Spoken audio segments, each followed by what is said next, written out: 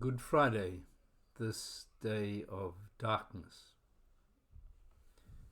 I was talking to a teenager about death. From his perspective, death was the worst thing that could happen.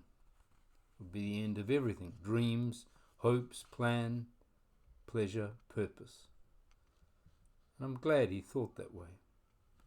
I wish every young person would think that way. Yet those of us who are older know there are things worse than our own death, like watching our suffering in the eyes of those dear to us, like watching those we love suffer. One of the things worse than our own death is when death comes to rob us of our young. John's Gospel has Jesus' mother watching him die on the cross. And Michelangelo's Pieta then places the dead Jesus in his mother's arms. Mary looks about 48 years young, or after that day, forever old. Some things change you irrevocably. I talked to a mother whose son had committed suicide. She went to a support group every week. She'd been going for 4 years. That group was her daily bread and drink, the sustenance that enabled her to keep on living with so much pain.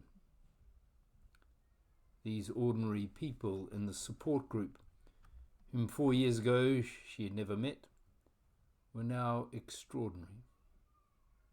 They were stars in her darkness. We don't know how Jesus' mother carried on living with such pain. There's nothing much known about her after that day.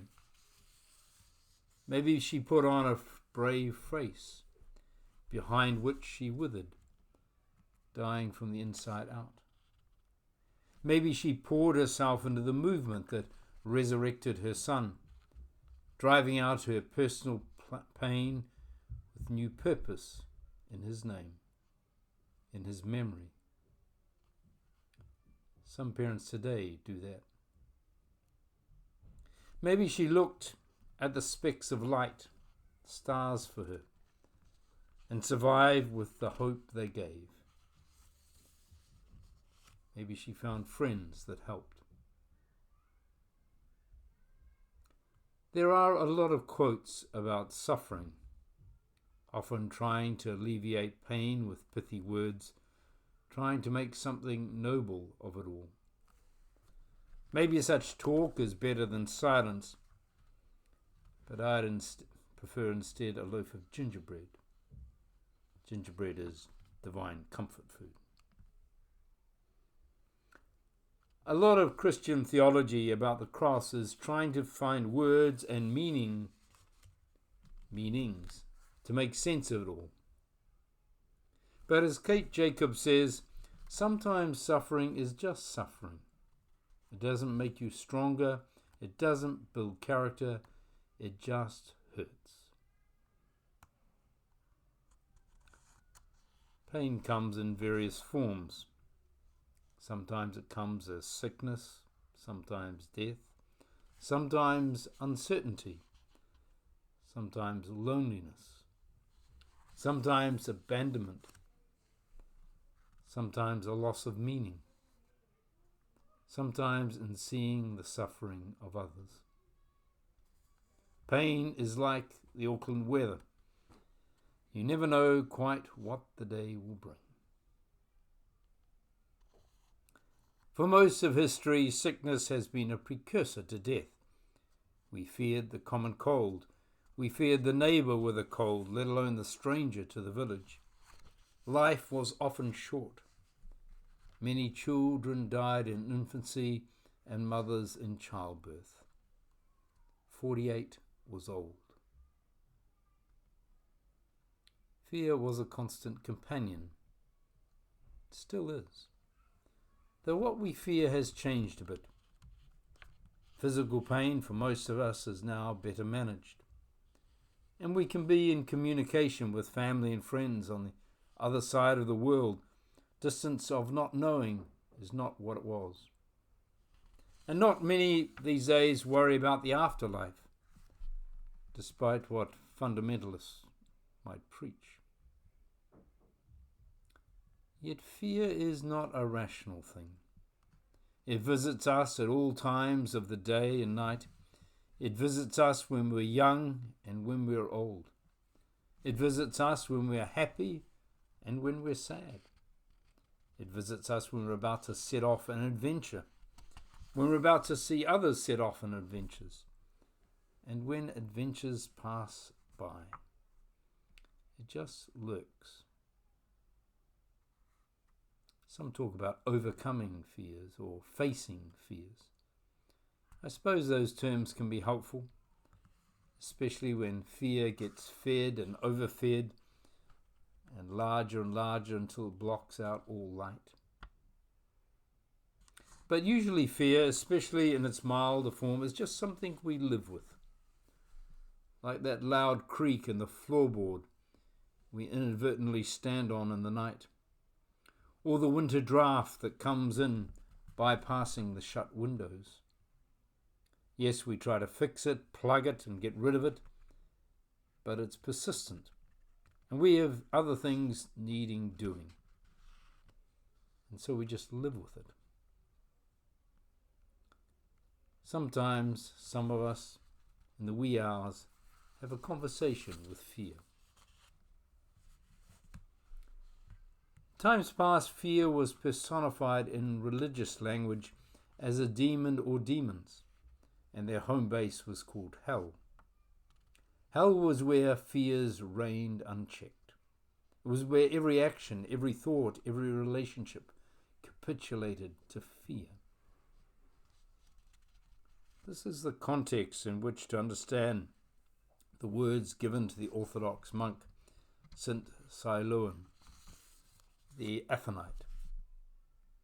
Keep thy mind in hell and despair not. These words suggest that we can enter the world of fear and not be captivated by it. We can speak to fear, even learn from fear, without fear's negativity taking control of our lives. Fear can teach us that we care about others and want others to care for us. Fear can teach us about what we care about most, show us our vulnerabilities and our priorities. Fear can teach us too that we're not as self-reliant as we might think we are. Self-reliance was always an illusion, for we are intimately connected in one form, memory or another. And that's the thing about fear. While it might be teaching us, it's also trying to trick us into believing all the negative things others say about us and we say about ourselves. It has a high-speed program that condenses every negative, hurtful thing anyone has ever said about us and then replays it repeatedly.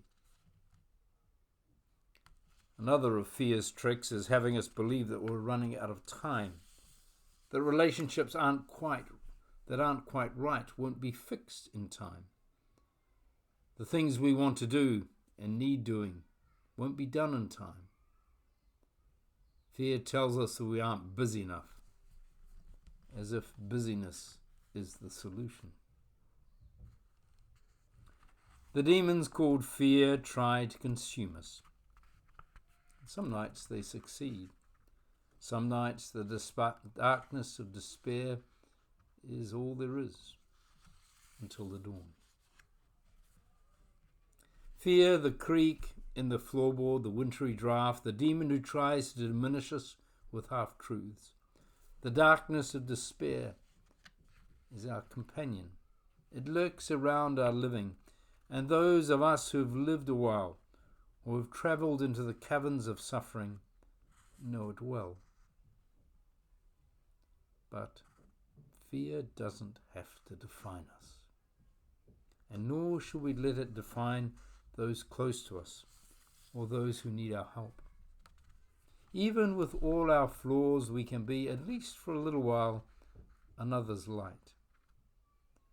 when a few of us flawed ones get together, share our laughter, our sustenance, and our fragility, the starlight can grow stronger. This day, Good Friday, this yearly day of darkness, when the memory of suffering and the pain of our living is acknowledged and in a strange way honoured. On this day, let us remember the goodness that arises from us.